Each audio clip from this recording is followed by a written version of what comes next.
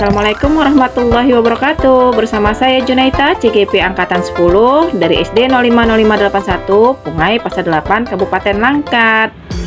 Teman-teman, di sini saya akan mencoba memaparkan tentang koneksi antar materi modul 2.1 pembelajaran berdiferensiasi. Apa itu pembelajaran berdiferensiasi? Pembelajaran berdiferensiasi adalah usaha guru dalam menyesuaikan proses pembelajaran di kelas untuk memenuhi belajar individu murid. Dengan ragam keunikan murid, pada dasarnya pembelajaran berdiferensiasi memungkinkan setiap guru untuk bertemu dan berinteraksi dengan siswa pada tingkat yang sebanding dengan tingkat pengetahuan mereka, untuk kemudian menyiapkan preferensi belajar mereka. Untuk itulah maka pembelajaran berdiferensiasi ini memiliki tujuan untuk menciptakan kesetaraan belajar bagi semua siswa dan menjembatani kesenjangan belajar antara yang berprestasi dengan yang tidak berprestasi. Singkatnya, pembelajaran berdiferensiasi adalah proses pembelajaran yang dibuat sedemikian rupa sehingga siswa merasa tertantang untuk belajar. Kemudian, bagaimana cara kita untuk dapat melakukan pembelajaran berdiferensiasi di kelas? Agar dapat melakukan pembelajaran berdiferensiasi, yang pertama, kita sebagai guru harus memahami tujuan pembelajaran. Kemudian, mengetahui dan merespon kebutuhan belajar murid. Menciptakan lingkungan belajar yang mengundang murid untuk belajar, melakukan manajemen kelas yang efektif, dan melakukan penilaian berkelanjutan. Kemudian, berkaitan dengan kebutuhan murid, guru harus memahami 3 aspek sebagai berikut.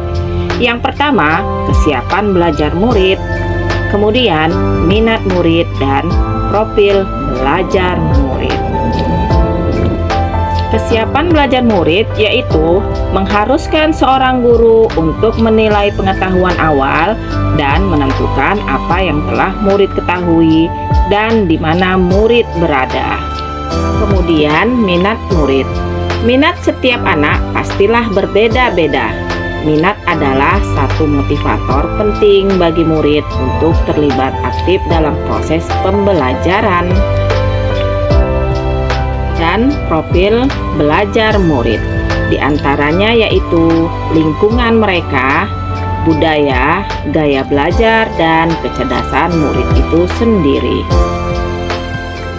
Kebutuhan belajar murid dapat diidentifikasi berdasarkan cara-cara berikut ini, di antaranya mengamati perilaku murid, mengidentifikasi pengetahuan awal, mereview dan melakukan refleksi terhadap praktek pengajaran, berbicara dengan guru murid sebelumnya, membaca raport murid di kelas sebelumnya, dan menggunakan berbagai penilaian formatif dan diagnostik.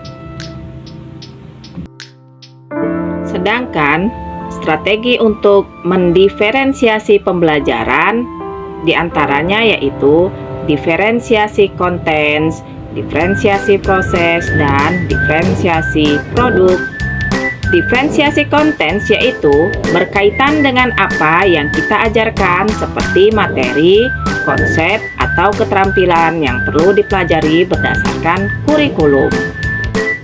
Diferensiasi proses yaitu kegiatan yang memungkinkan murid berlatih dan memahami atau memaknai konten dengan cara membedakan proses yang harus dijalani oleh murid.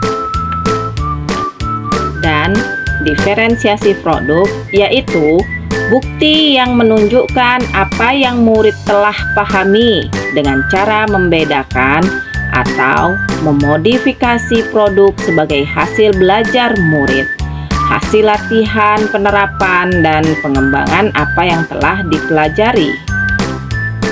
Pertanyaan selanjutnya, adakah keterkaitan antara model pembelajaran berdiferensiasi dengan modul-modul yang lainnya?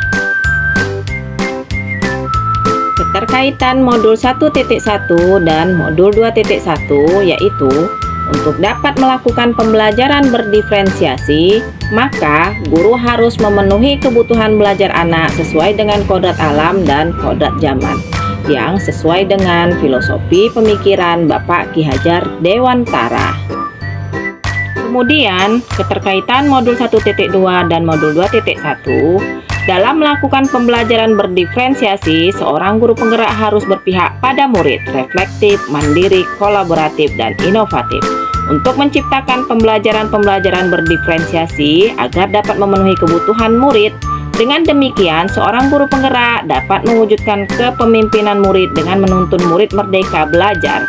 Hal ini sesuai dengan nilai-nilai dan peran guru penggerak. Kemudian, keterkaitan modul 1.3 dan modul 2.1, pembelajaran berdiferensiasi dapat menjadi salah satu strategi untuk mewujudkan visi guru penggerak yang berpihak pada murid.